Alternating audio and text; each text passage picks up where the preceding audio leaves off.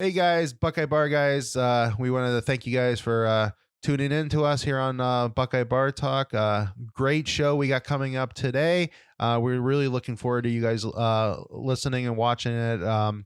But just wanted to remind everybody, just remember to subscribe to the channel, hit the all notifications bell, and that way, anytime a new show comes up, you guys will be alerted to it. And don't forget to like the video and comment on the video. All interactions with us helps us continue to grow, and we appreciate your support. Now to the show. Welcome back, everybody, to Buckeye Bar Guys here on Buckeye Bar Talk. I'm Mike. And I'm John. And tonight's date is Sunday, January 21st, 2023. And 2024. 2024. It's been a minute, man. Yeah, it's been a minute. It's that's the first time I've had to say the date out loud in a while. So 2024. So yes, we have switched into the new year. So we'll go over some. Obviously, we've had a wild roller coaster of an off season so far, as the end of the season all the way up to what's been going on. So we'll kind of do a little wrap up of the previous season, and then we will get into the coaching moves that we know of so far and the player additions and coming backs. So like I said, big time roller coaster. So it wasn't a great end of the season. And then you had, with kind of the players jumping into the portal ahead of time, and then they did not look great against Missouri. That's all I'm going to say on that. That was, I don't even know how to say anything else about it. They didn't want to play. It looked like they wanted to collect the paycheck for the school, and that was about it. And and all we heard is how much they all wanted to play, because everybody literally did want to play, with the exception of Marv. And it just, I don't know, just completely downhill. Defense played great for 3 quarters. And I know some people nitpicked on them for giving up those 2 drives, but literally, if you go up giving 0 points through 3 quarters, and Ryan Day is your offensive person, and I know Devin Brown gets hurt, but the offensive line looks like crap. Lincoln Kleinholz looked like he's never taken a snap the whole season, and that was pretty much that. And the only thing that looked worse through 3 quarters than Missouri's offense was the Ohio State offense, and yeah, no doubt. And then that was about that. And so, yep, Missouri beats us 14-3, and it sucked. Yeah, it was the most embarrassing bowl game I've ever watched. And, I saw us lose national title games to Florida. I saw us get shut out by Clemson. In my opinion, it was just the worst of the worst. That was, the offensive line, no excuse to look that slow, even against an SEC school, whatever. Missouri should not be just dominating your offensive line like that. There was no excuse for it. Neither quarterback looked ready. And of course, Devin got hurt. It was unfortunate, but Lincoln definitely didn't look ready, which was just astonishing that you had this time to work with him. And that's what you ended up getting. And it's at the end of the year. It's not like it was game 1, Yep. I understand he wasn't an early enrollee, but the man had a full year to get ready for this game. And it was really just uninspiring.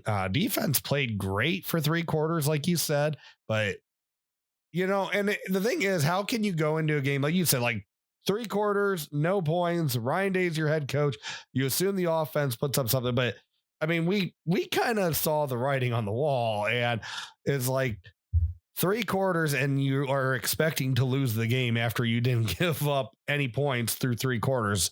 Yeah, it was just embarrassing.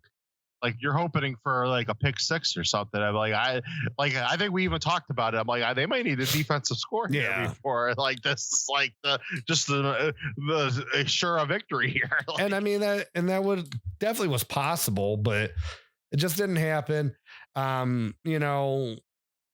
Tressel had his stinkers, Urban had his stinkers, but they were against better teams. You know, it was like, this was the first time since John Cooper that we got just like not handled, but we lost a bowl game against a team that we should have beat. And that was really disheartening. And I got, I had a few beverages, probably too many that night. And I said some things I probably shouldn't have about the current regime. And I take some of it back. Some of it I still need to see get better. But 2004 Ohio State, like, we were not a good team, and Troy Smith is, out for that bowl game. Justin Zwick gets hurt in the bowl game, and they still go out and beat the crap out of, who was it? It was Oklahoma State. And that was an Alamo Bowl, right? So and that it's like, and I understand Missouri's better than Oklahoma State, but this Buckeye team was probably a lot better than that 2004 Buckeye team. Yeah. That is it was pathetic. So, yep, that's all I need to say about that game. Yeah.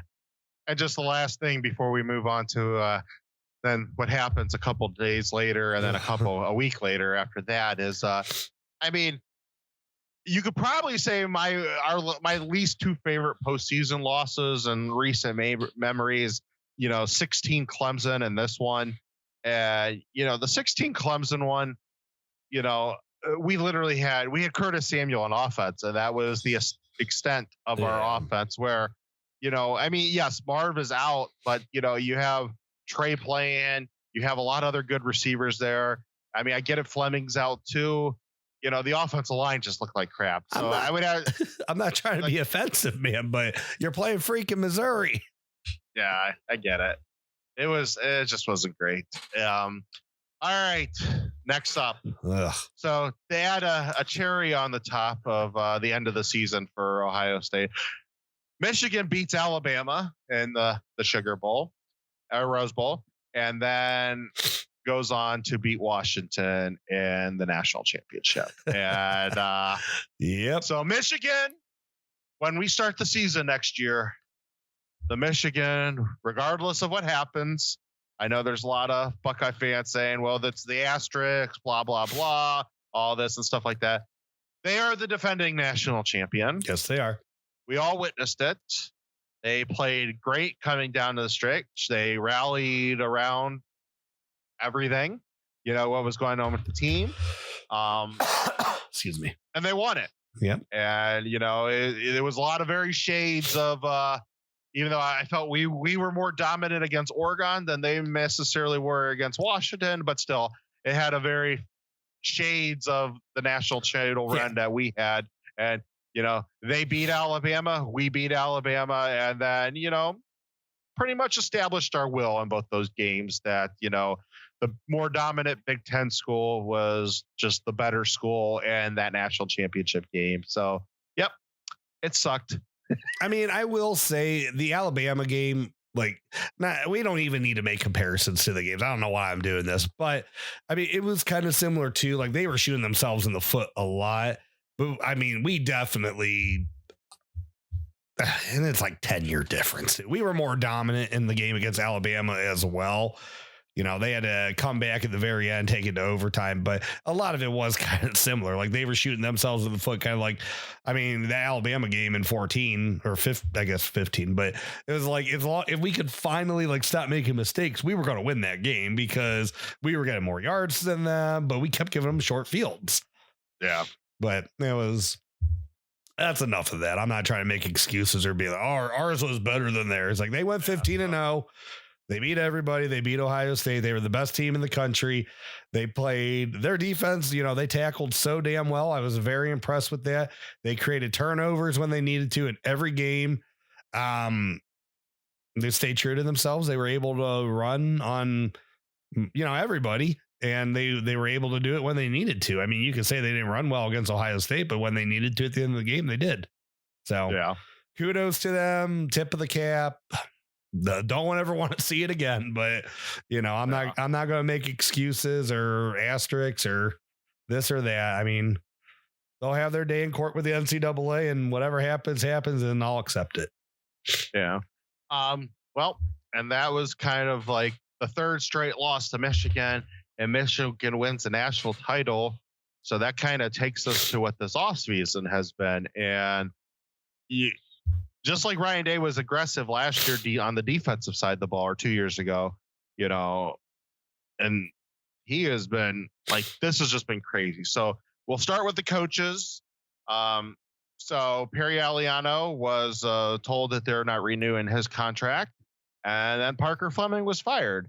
And then, and then we found out this week that as a coach, Corey Dennis's contract's not being renewed, but he is going to get to stay with the thing. So I guess that was a little throw back to Urban, be like, he can stay, but he ain't coaching anymore. And, so they're going to figure some sort of role with him within the program, which is fine. I mean, Corey's seems like he's pretty loved with recruits and stuff like that. Yeah.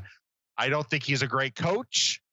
So, if they could figure out some sort of role where he can kind of maybe be on Pantoni's staff, maybe kind of be an NIL liaison, whatever, something that where he could still deal with recruits, but, not necessarily be anything, actually teaching them anything, because that's where I think that there's been some issues. So who did Urban move away for when Stud came in? Was it Hinton? It was Hinton. Yeah. Yeah. He can hang out with him. Yeah, he's still there. Yeah. So they can hang out together. So, that is what it is. Matt Guerreri Guerreri. Sounds right. So he's coming back as he was with, on the staff as an analyst. So he'll be coming back as the safeties coach. We still have an opening for Parker Fleming, which right now James is on the road, and he's been very energetic and stuff. There's still a lot of things up in the air, whether it's going to be James or whether it's going to be another defensive line coach to get a plan in place for whenever LJ calls it quits, which I'm assuming if that's the route they go, this will be the last season of Larry Johnson, because, they are going to want it's pretty, from what you're hearing around everywhere, James Laurinaitis, they do want him as a full-time staff member. It just, he might be sitting back again this year, waiting for next year. So, so we'll see how that goes. And, the big hire on the offensive side of the ball was Bill O'Brien is now the offensive coordinator. Co-offensive coordinator is with Brian Hartline, but he will be calling the plays from everything we've heard. And he's the quarterbacks coach. So, I know that there's a lot of opinions on O'Brien. I had a lot of opinions. He wouldn't have been my first choice, but I do like that he is a very seasoned veteran in both the NFL and college game. He's coached for Bill Belichick. He's coached for Nick Saban. He's been his own coach. Did it very well, both at Penn State and in Houston. And I know there's a lot of like, well, look what he did here, look where he did there, and all that stuff. In those spots, he was under Bill Belichick and under Nick Saban, he is the offensive mind. I mean, so those were really his offense, where it's pretty clear that from everything we've heard is that he will be running he will be calling plays out of Ryan Day's offense. He might get to add in, a few wrinkles and stuff like that. I'm sure they will take some of his expertise and, come up with some different stuff. But, Ryan Day is still the offensive guru. It's just that Ryan Day needs help, so he can manage other parts of this roster. And, he's very good at recruiting. I think he's good at dealing with some of this NIL stuff. And, I think he could be very good at managing games. It's just, he needs to kind of, let somebody else do the play calling part, be up in a booth away from everything and looking down the field, somebody that knows what they're doing. And so Bill O'Brien checks every one of those boxes. So, like I said, wouldn't have been my first choice. But I'm nevertheless happy. I like him. I like the hire. It's a good spot for what they want to try to do. Yeah, I agree with that. To go back. So a lot of fans, like Perry Aliano, kind of surprised me. I mean, we had heard rumblings that possibly will happen, but I was just like, no way. I mean, the safeties were a bright spot on the defense. It's just not going to happen. I understand though. I mean, recruiting is the biggest deal. If him and Knowles weren't always seeing eye to eye on the defense, or if he wasn't getting Knowles' defense, I can understand that, especially Matt Guerrieri is a Knowles guy. I mean, he understands that defense. He was his own, he's been a defensive coordinator. He's been a successful defensive coordinator. So I have no issue with that. People that were like, well, who has Matt Guerrieri ever recruited? Granted, but when all things are equal, then you got to go to the parts of Matt Guerrieri that are better than Perry Eliano. Like if Eliano doesn't stand out in anywhere against Guerrieri, but Guerrieri knows the defense they're going to be calling, has excelled at calling the defense they're going to be calling, then I think it's a good choice. And he's a young guy. He has good energy, good personality. So he's going to be a star in this. I don't know how long you'll keep him before he becomes a defensive coordinator somewhere else, but hopefully a couple years. James, that is what it is. I think Ryan, he's out on the road a lot right now. I think Ryan's giving him a test run, see how he likes it. If it's still something he wants to pursue, being out on the road like that, if it's time to make the move this year, or if he's okay waiting the year. Like you said, I mean, if you can bring in a top-notch defensive line coach right now, I think you got to do it. The negative recruiting against Larry Johnson's just getting too old, and he is going to retire one day. So yeah, it's just we'll talk about in a minute as we get the players. You never know when somebody of stature is going to retire and could put a program into a disarray. I mean, right. Larry Johnson's an assistant coach in comparison to what's going on at Alabama, but still, you never know what.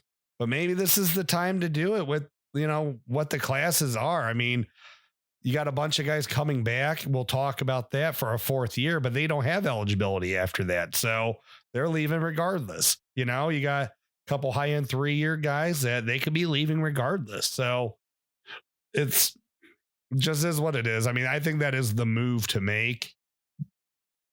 But I'm just happy they're getting rid of Parker Fleming, to be honest with you. Like, yeah, someone will show up the special teams. I mean, it'll be so much better with someone else running it.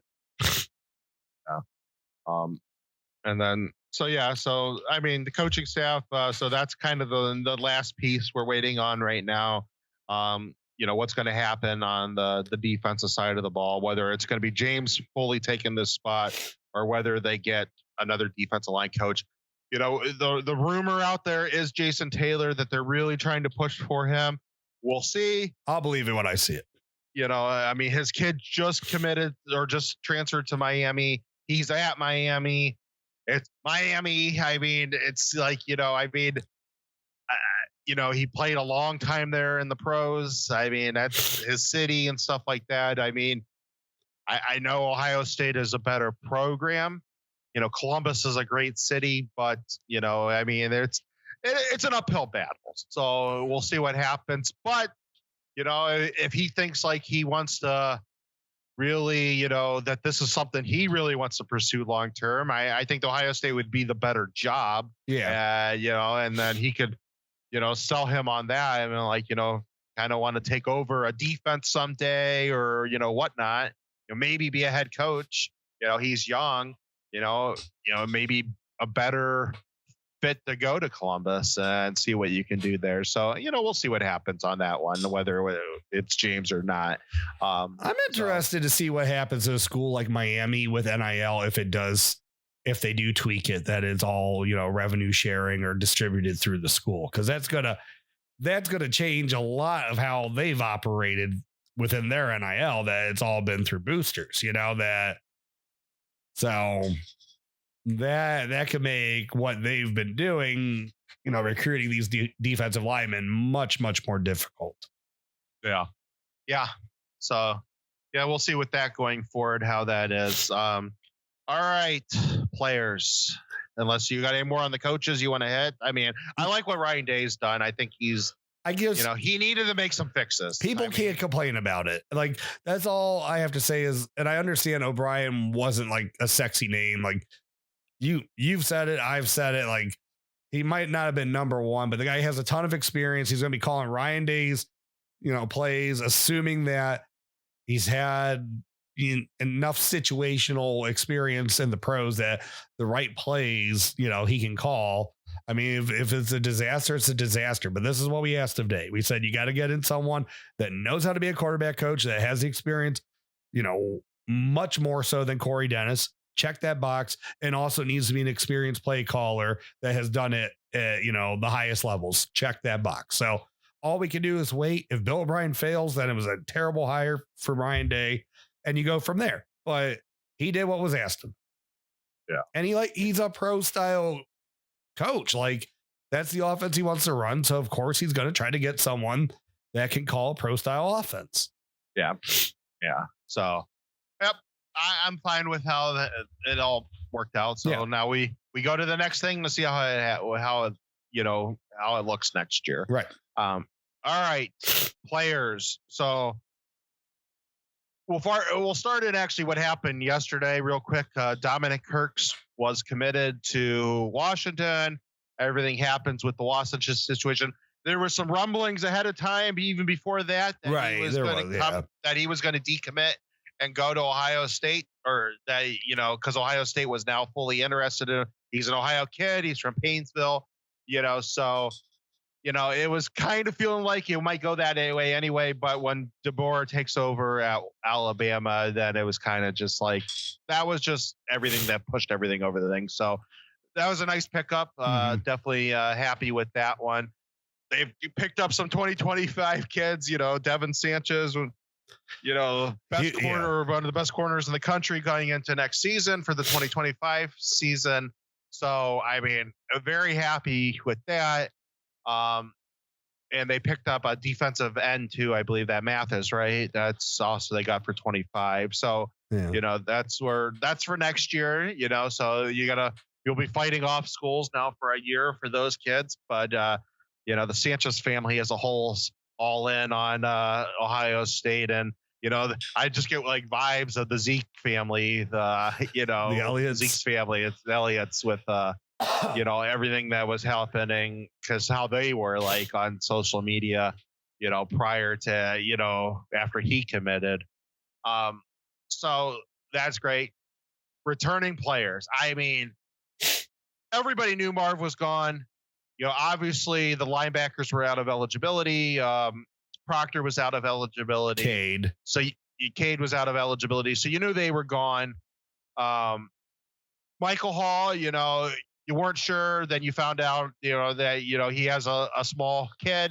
He had a kid recently. So makes complete sense that he was ready to move on and see what he could do. He's got family considerations there, which everybody understands. Yeah. If you would have told me at the beginning of the season that that's all you're losing, like, I'm just like, no, you're literally on drugs. Like, you are taking some sort of drugs. Can I have some? Like, well, and I said it like so many times this year. I'm like, this is your best chance, and for the foreseeable future, this is your best chance. Like, and that's why the offensive line, like, the issues there and what they lacked doing last year in the transfer portal really upset me, because if you saw what you had coming back and what you lost on your offensive line, it's like, where this problem is going to be. We've known it for 2 years. Like, you got to make the moves. That way you can capitalize on what you're going to have on the field.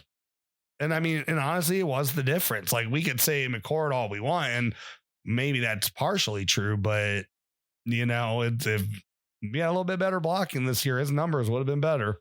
But yeah, I'm still not. McCord has obviously left things to be desired, but I'm still not 100% on the train, because after we lose 6 points to Michigan, we see what happens in the playoffs. I mean, I'm still not 100% convinced that if the offensive line wasn't better, if Kyle McCord is still not enough to win you the national title. So, like, they could have won the national title this year with Kyle McCord for sure. And that's not saying that much. I don't want people like, oh my God, Kyle McCord apologist. No, that is not saying anything. He had his issues. Like, we've talked about that. Like, the guy, defensive lineman could have a lineman in his face that he would throw intentional grounding. Like Kyle's clock was way out of whack with, his comfort in the pocket. So no, absolutely. That's not what I'm saying, but I just knew we did have a championship defense this year. That defense was just good enough to win the national title, especially how you see how everything goes in the playoffs. That defense, if you get 7 more points against Michigan, that defense is good enough to win the national title. So the offensive line definitely was problem 1 for me, and then Kyle McCord was problem 2. But I don't know. I think that you are right that it was frustrating that they didn't address that last year. It's still a little frustrating that I think they still need one more player, but we'll get to that in a second. What they did in the bringing these kids back, I mean, if that's all they would have done, and that's huge. JT's coming back, and Ebuka's coming back, and Trey's coming back, and Tyleik's coming back. Sawyer, Hamilton, Lathan, coming back, Burke's coming back. Like Hancock's coming back. I mean, before the news that we got 2 days ago, this is the best secondary, in my opinion, in college football next year. Like, this is just like. And I felt like they were the best this year too. So. Yeah, especially a corner that they were definitely, And I understand after Proctor, maybe you just didn't have good depth, and Sonny was out of natural position once Lathan got hurt. But, I thought they were the best secondary. I mean, numbers don't lie. Like, they were the best secondary in college football this year. Yeah. So, I mean, all that is crazy. They bring all these guys back. And, that alone, like, if you think about how Michigan won the title this year, they made some good decisions in the transfer portal, but they brought all these guys back, all these guys that had a lot of experience on the team, and they were able to turn that into a national title. They were arguably, them and Washington, which it's funny because I would say that them and Washington were the 2 most consistent teams the whole season. Yeah. And they both made the championship game. So, like, that's the formula. And now they get all these kids to recommit. You think after the Missouri game, you think the culture is just such a, you get these feels that you hear some recruiting or some things that some people are upset how things are going. And it's like people weren't staying around from Carmen, Ohio after that game. Because we kind of felt like a lot of these kids were going to stay. Maybe a few more would leave that actually did leave, but you just felt like, no, okay, that's probably the exodus. That, let's go get paid in the NFL. Screw this. And they did it, and that was awesome. And so, and I don't know. I think it's probably they do have some love for Ryan Day, and I think they kind of realized just, you got a new administration, you got some fans that are upset. Whether that's completely justified, not completely justified. Maybe they're too emotional. Ryan Day is probably on some sort of hot seat next year. Don't know how hot it is, but it's definitely the hottest seat he's ever had in Ohio State. So, I think there's a lot of things kind of going against him and that stuff. So all these guys come back. And then you get to the transfers. And everybody likes to point out, well, Mclaughlin he was bad at center in the playoffs. Okay. He had some issues, but he started how many games at Alabama? Right. And he's had 900 snaps and 1 sack. Yeah. If Nick Saban, if he's good enough to play the starting center at Alabama for that many years and be good enough for Nick Saban, with knowing what they recruit, and they still recruit really good offensive linemen. I mean, you see some of the backups of their offensive linemen that are ex-5 stars that are in the transfer portal. And they're they bring some top guys in there. And so, he really good. And that's a big get. Will Howard, is he a gazillion times better than Kyle McCord? No. But he does some stuff that if Kyle McCord did some of that stuff, Ohio probably would have masked some of the offensive line issues. And, and that's just to be able to move the ball with his feet when he needs to move the ball. Or to pick up first downs and stuff like that. Quinshon Judkins. I mean, how the hell you get? Yes, you don't know if Trey's coming back or not, but how the hell do you get Trey to stay and you get Quinshon Judkins? I mean, the number one running back in the SEC. He's the top guy and the top running back in the transfer portal. But yeah, he's coming too. And then you get a top line, tight end out of Ohio that's been looking good. Yeah. Down there, and and that's your weakest of the guys that they bring in. And so, and then the big one hits. Caleb Downs decides he's going to transfer. I mean, there's two. So we got two in the last couple of days transfer out of Alabama. But they were both going into the portal or in the portal before, Downs. But Caleb Downs, he's in there for a couple of days. Yeah. You're told by everyone he's a Bulldog. Yeah, he's going to Georgia. But Ohio State had a relationship with him. And they were able to seal the deal.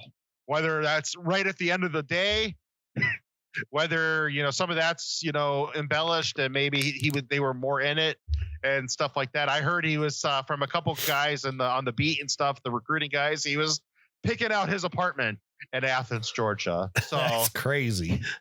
And he was beginning his paperwork with Georgia. So some of the guys on the Georgia message boards probably weren't wrong. Mm-hmm. So but Ohio State wins it at the end of the day. So now you take a really, really, really good defense that all these guys are coming back for. Oh, yeah, you put the best, probably arguably maybe one of the best safeties in the country now in the back, as was a true freshman last year. The guy got made All-American teams, one first, couple seconds as a true freshman. Now he's taking your place for Proctor. Now you can move Sonny Styles to linebacker, which is probably going to be the more natural fit for him to begin with. And so, that now probably made your defense a million times better just because, you got a legitimate guy that is taking over for Proctor that's going to be now next to Ransom. So you're going to have two really good safeties with three really good cornerbacks. And, Styles is probably going to play a position that it's going to be the position he's going to play in the NFL. Right. So, it's good. And Downs is a ball hawk, and he's a great tackler, exciting athlete. So, yeah, he led Alabama's defense in tackles. And from what I heard, and I've heard it, I think, in two different places, so it's probably correct, is that he led out of all Power 5 schools, he led for most freshman snaps this year. So, that's probably right. Yeah. And so, that's crazy. But before going on to the next gig, though, I do find it funny.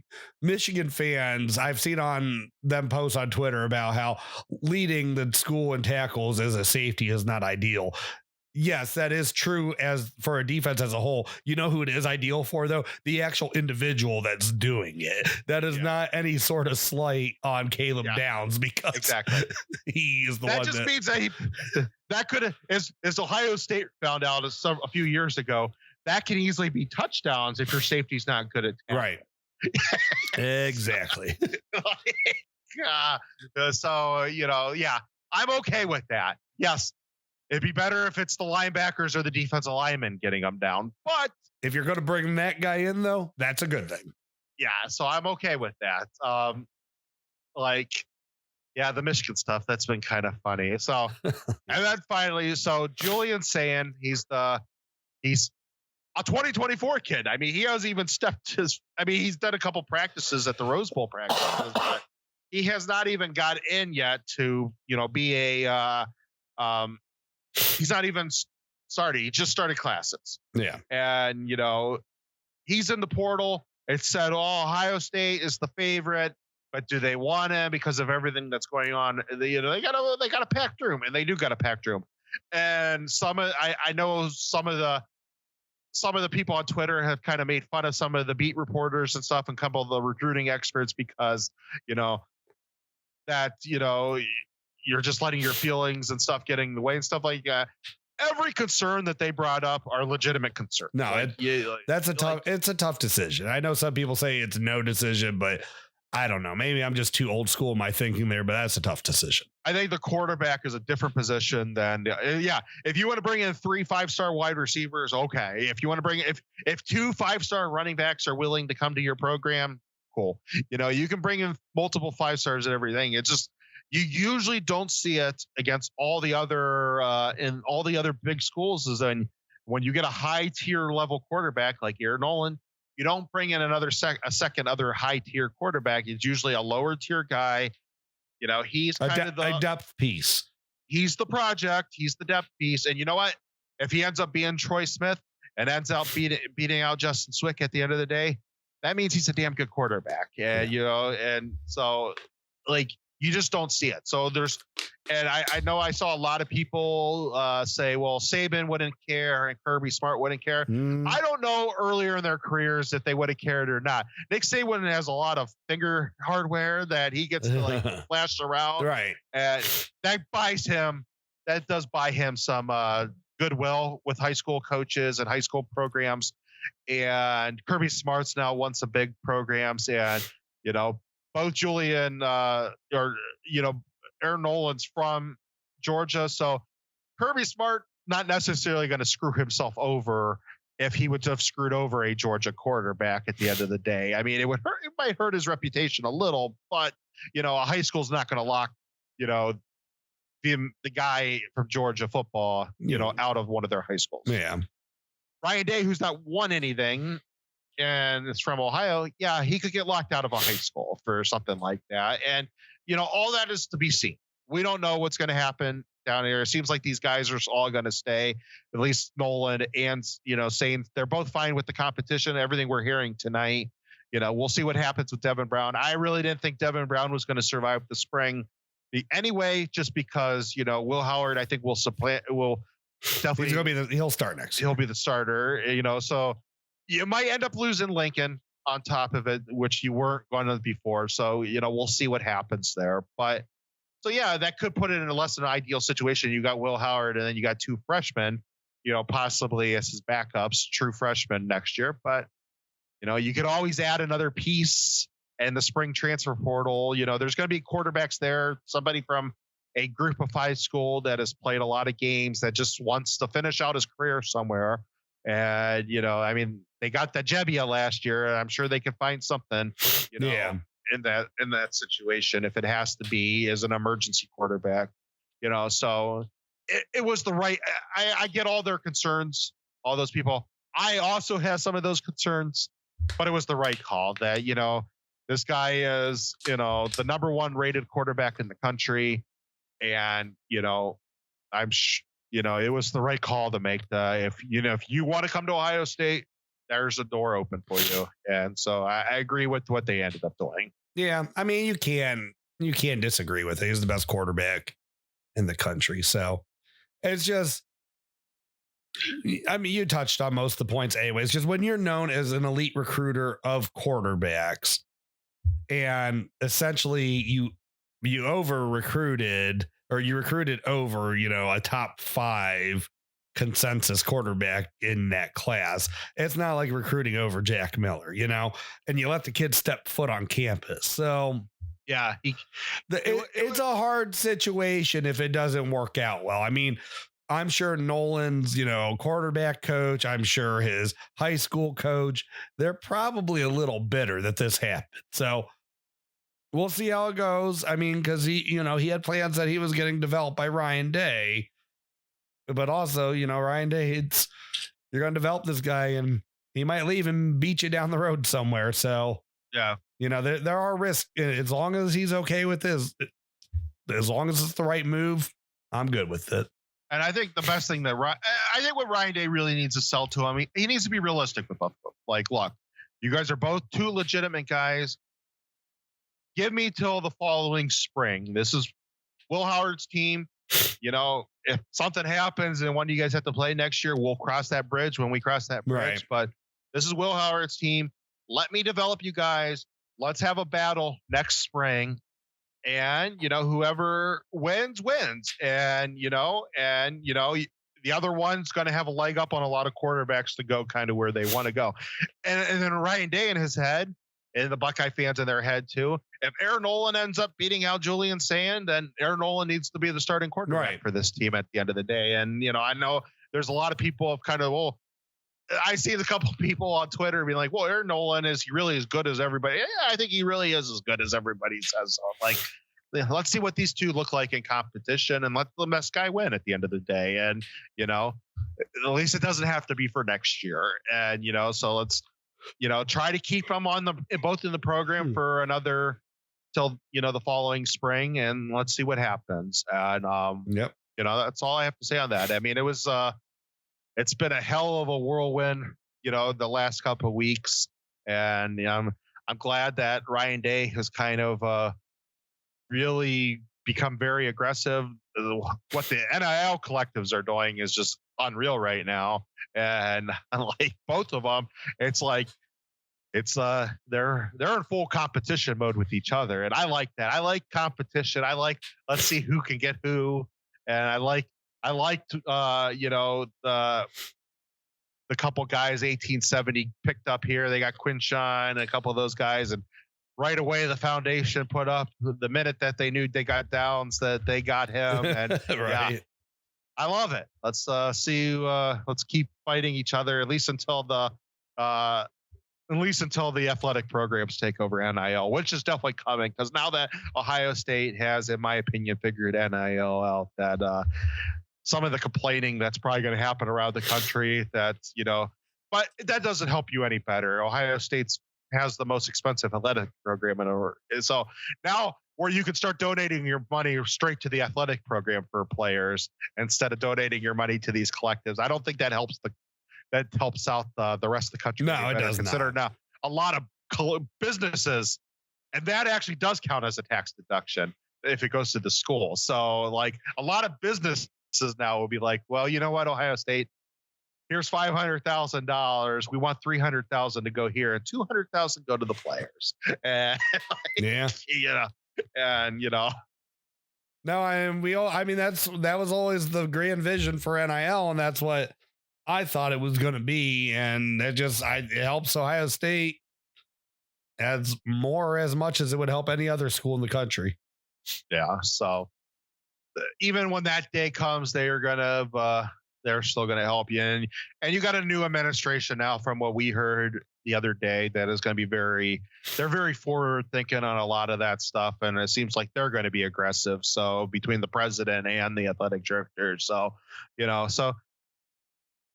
college football just keeps on changing and changing and changing. And, it was nothing against Gene and that stuff, but, Gene just he grew up in a different era. And so you need I think you needed a younger guy there that has a different mindset in it. So I think at the end of the day, that was a good hire. But, I'm very impressed what they did. And now it just comes down to Ryan Day. They got to win next year. And I don't know what that mentally looked like. I know what it mentally initially looks like is that Saturday after Thanksgiving, you need to have a W. The following week, you have to have a W, and it might be against the same team. I don't know. Like, you might have to play them back-to-back weeks. You might have to play Oregon for the second week. I think that, you might lose to Oregon next year out in Eugene, but you got to beat them in Indianapolis. Mm-hmm. That's always a possibility. A lot of people say that those are the two best teams coming into the Big Ten next year are, Oregon and Ohio State. So, we'll see, but he needs to have a run in the playoffs. And if either one of those don't come true, he has to win a national championship, or at least get there and play a competitive game. Yeah, he needs to prove himself next year. This next year is, with all these guys coming back, what you picked up in the portal. It seems like they're probably still going to try to get an offensive lineman. There's a couple big linemen still out there, as an outside guy. I think they really need to, it's kind of put up or shut up time, I think, for now that, and it's nothing against Ryan Day. I've said multiple times, everybody says what his record is, and he's only lost against these really, really good schools. And that is all true, but it's those really, really good schools what he gets judged against. Right. When you have 8 wins built into your schedule, and hate to break it, everybody, Ohio State has 8 wins built in every year. Oh, yeah. At least minimum. into their schedule, and next year they probably have 10 wins built into their schedule. I mean, you can make an argument about Penn State, but until Penn State gets more consistent against Ohio State, that's a W to me. And, so Oregon and Michigan are the two teams next year so they got 10 wins built into the schedule, in my opinion. And you got to get those other two, but you can't. Ryan Day can't with this team coming back. He can't go 0-2 next year. No, against those two teams, because that kills you. And so that's where his money's made. It's not the 10 million doesn't come about the 50 something wins he has, because most of those wins are against, like I said, and this is not just a Ryan Day thing. This is a Jim Tressel thing. This is an Urban Meyer thing. They all have 8 wins built into their schedule. When Ohio State is rarely, like we put up a thing the other day on the Twitter thing from somebody, I shared it that somebody shared, out of the top 10 teams that have the most wins, who was the last time each one of them had their eight loss or worse season, and Ohio State was never. Every one of the other ones in schools have had an 8 or worse thing. Ohio State's never had that. So, you know what your wins are on the schedule. So those are not what you get judged on. It's the other games you get judged on. And so it's the ones that are talent equated and, better competition. And so, it is what it is. And, I think Ryan Day has learned it. I hope he's, it seems like that he's ready to go, that he started getting a new mindset last year and stuff when he brought the new defensive staff in. And I think now it's like, he's really there now. He realizes that, if I want to continue my coaching journey, I'm not going to get terminated at Ohio State and then go go get a better job somewhere. That, he needs to, that's where you take a step back. If he has dreams about going out and getting a better job somewhere, and that's in the NFL, he can't just be fired at Ohio State for not being able to win big games. So, just my opinion on it. This is a big year for him, and he's going to have the team to do it. I mean, this is them and Georgia are definitely going to be the favorites to win the national title going into next season. And, so he's definitely got the team to do it. Yeah. And before we, sign off or anything, just my last thoughts on all that is I love the Michigan fans with the gotcha-isms, all these players begging them to come back and get guys in the transfer portal. This reeks of desperation, like a man that knows he's going to get fired if he loses again. Yes, we know this. Yeah. Ryan Day, exactly. This is why Ryan Day's doing this. You are correct. Yes, he will lose his job. You're not giving us any groundbreaking news there. We are all very much aware that Ryan Day will lose his job. He knows it too. That's why he's got to do this. But there's no difference between this and 2021 Michigan. That's what kills me is people are coming back to save Ryan Day's job just like they did for Jim Harbaugh in 2021. And Harbaugh had to change his staff around, change his coaching philosophies. And guess what? So is Ryan Day. It's just, he's doing it, year 6. I think Harbaugh, that was year 7 for him. So yeah, not much of a difference. Yeah, exactly. So, yep. And Ryan Day's team didn't totally suck last year, unlike Harbaugh's did in 2020. Yeah. Harbaugh, I mean, he did skip that game. Everybody realized that it's over. We know they won the title. It is what it is. But he did skip that because he know that was his job, and whatever. Sometimes you got to do what you got to do. He had an excuse built in. I mean, with the pandemic was an excuse built in. We are sick, and they got it is what it is, yes. So we'll see what happens in the offseason with them, and we'll talk more about the expectations coming forward. This is going to be an interesting offseason for Ohio State to see what's the last coach, how they, what else do they add to the players, the roster. So, a lot more to come, but, it started off a really, really, really bad January, and like, is that ending okay? Didn't help situations when Michigan won the national title, but sometimes you need stuff like that to waken a sleeping giant. And I saw some Michigan fans, they kind of like, they think they're joking around about that stuff, or they think that's another got youism. It's like, oh, we made them change, like they're doing all this stuff because of us. Like, yes, like, I'll be the first, like, yes, you guys are now in front of us.